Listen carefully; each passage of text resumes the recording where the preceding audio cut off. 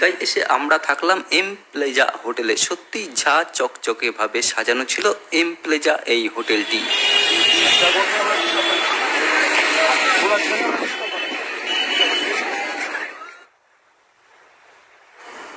আমরা রওনা হলাম আমাদের টিমের সঙ্গে এবার দীঘা ভ্রমণে। আর ওই যে দূরে হাত দেখিয়ে বলছে ঠিক আছে তো বস, ছবি তোলা হলো তো।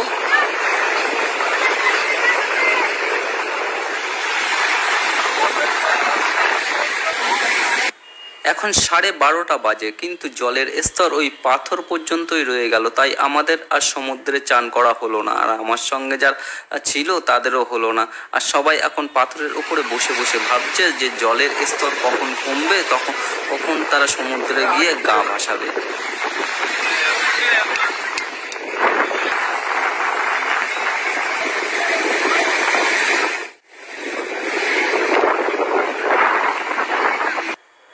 যেহেতু বেলা অনেক হয়ে গেছে, তাই আমরা সবাই চলে এলাম সমুদ্র থেকে নিরাশ হয়ে। ভাবলাম খাওয়া দাওয়ার পর্ব সেরে আবার যাব দীঘার সমুদ্রে স্নানটা করতে, গা ভাসাতে, ওই সমুদ্রের ঢেউ লাগাতে গায়ে।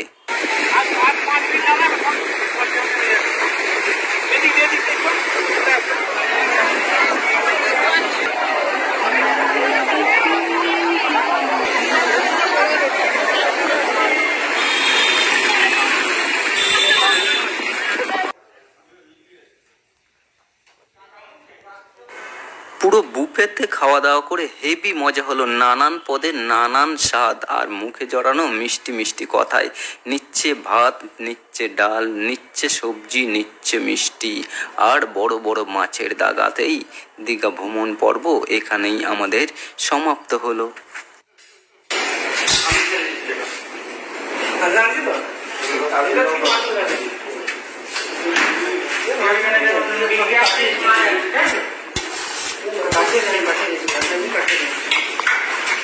Pakai